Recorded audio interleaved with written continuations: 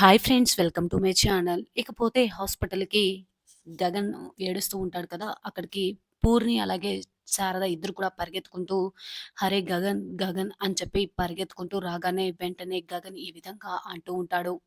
"గగన్, భూమి బాగానే ఉంది కదా?" అని అడుగుతూ ఉంటుంది శారద. "లేదమ్మా, భూమి చావు బ్రతుకుల మధ్య కొట్టుమిట్టాడుతుందమ్మా" అని ఈ విధంగా గగన్ అనగానే శారద అలాగే పూర్ణి ఇద్దరు కూడా షాక్ అయిపోతారు. నన్ను కాపాడ్డానికి వచ్చి తను ఈ స్థితిలో ఉందమ్మా అని శారద చెప్తూ గగన్ వెక్కి వెక్కి ఏడుస్తూ ఉంటాడు. అసలు శరత్చంద్ర ఇంటికి తను వెళ్ళిన విషయం, అక్కడ జరిగిన విషయం అంతా కూడా చెప్పడంతో శారద అలాగే పూర్ణి ఇద్దరు కూడా షాక్ అయిపోతారు. ఇప్పుడు ఐసీయూలో భూమిని చూస్తూ బయట ఉండి క్షణక్షణాలు లెక్కబెట్టుకుంటూ ఇక్కడ నేనున్నాను, లోపల భూమి ఉందమ్మా అని ఈ విధంగా గగన్ శారదకి చెప్పి ఎక్కెక్కి వేడుస్తూ ఉంటాడు. వెంటనే శారద అలాగే పూర్ణి ఇద్దరు కూడా గ్లాస్‌లో నుంచి చికిత్స పొందుతున్న భూమి వైపు చూసి ఏడుస్తూ ఉంటారు.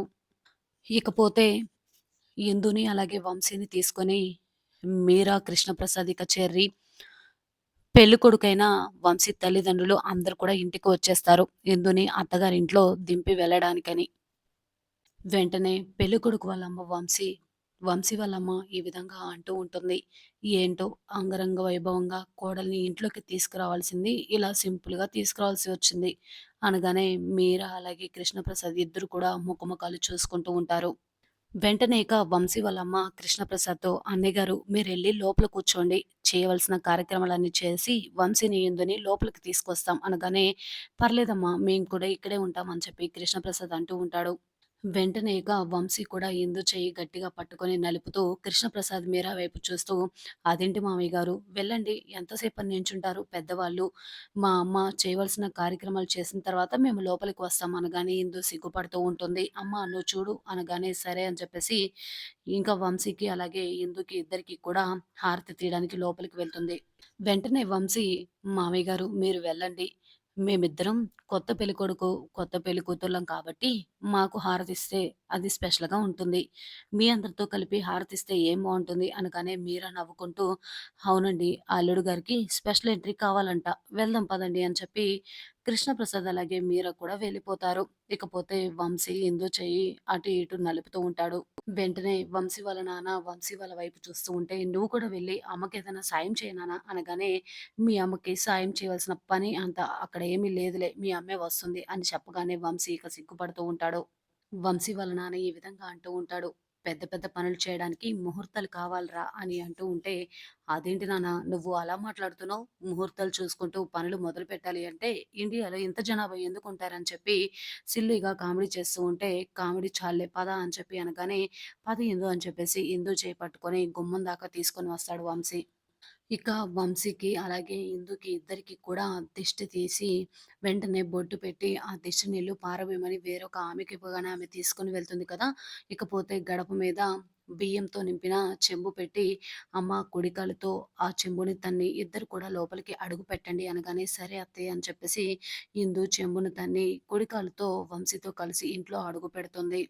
వెంటనే కృష్ణప్రసాద్‌ని "రండి బావగారు మీరు కూర్చోండి" అనగానే ఇందు, వంశీని కూడా తీసుకొచ్చి కూర్చోబెడతారు.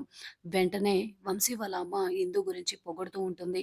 "బంగారం లాంటి నా కోడలు ఇంట్లో ఎలా అడుగు పెడుతుందో, ఎప్పుడు అడుగు పెడుతుందో అని ఎదురు చూశాను. ఆ టైం రానే వచ్చింది" అని ఈ విధంగా పొగుడుతూ ఉంటుంది. ఇకపోతే వంశీ వాళ్ళమ్మ బాగానే అడుగుపెట్టింది కానీ, తెస్తానన్నవేమీ తీసుకురాకుండా వచ్చింది అనగానే వెంటనే మీరా, "అదేంటి వదిన గారు, తెస్తానని చెప్పాం కానీ 16 రోజుల పండుగ నాడు అన్నీ ముట్ట చెప్తామని చెప్పాం కదా" అని అంటూ ఉంటే, "పదే పదే అడుగుతున్నానని బాధపడకండి. ఎందుకంటే మా కోడలు అవి తెస్తుంది, ఇవి తెస్తుంది అని చెప్పి అందరికీ గొప్పలు చెప్పుకున్నాము. ఇప్పుడు తీసుకురాకపోతే ఎలా చూపించుకోవాలి కదా" అని ఈ విధంగా అంటూ ఉంటే, వెంటనే కృష్ణప్రసాద్, వియ్యపురాళ్ళిద్దరూ ఏదో గుసగుసలాడుతున్నట్టున్నారు అనగానే మీరా ఇలా అంటూ ఉంటుంది. "అదేం లేదండి" అనగానే వెంటనే పక్కనున్న వాళ్ళు, "ఇంకేముంటాయి, జరగవలసిన కార్యక్రమాల గురించేమో" అని అనగానే, "భలే గుర్తు చేశారు" అని చెప్పి మీరా అంటూ ఉంటుంది. అది కూడా అయిపోతే ఇవ్వవలసినవన్నీ కూడా ఇచ్చేసుకుంటాం అనగానే, "ఓహ్! అదొక కార్యక్రమం ఉంది కదా! పంతులు గారిని పిలిపించి మాట్లాడతాను. మీరైతే ముందు కూర్చోండి, కాఫీ తీసుకొస్తాను" అని చెప్పేసి వంశీ వాళ్ళ అమ్మ లోపలికి వెళ్తుంది. ఇందు అలాగే వంశీ ఇద్దరు కూడా సిగ్గుపడుతూ ఉంటారు.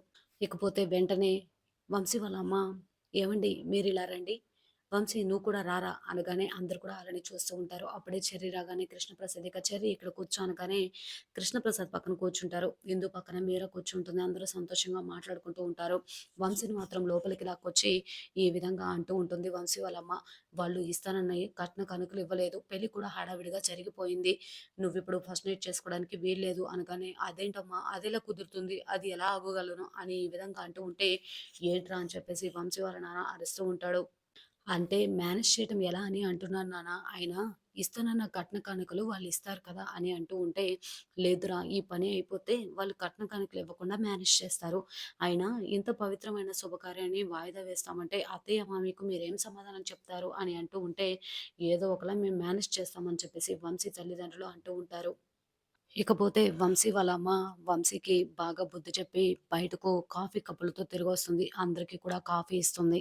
వెంటనే వంశీ వాళ్ళ అమ్మ కావాలని ఈ విధంగా చెప్తూ ఉంటుంది. పంతులు గారికి వీళ్ళిద్దరి జాతకాలను చూపించాము. ఆల్రెడీ ఆళ్ళ జాతకాలు అక్కడే ఉన్నాయి.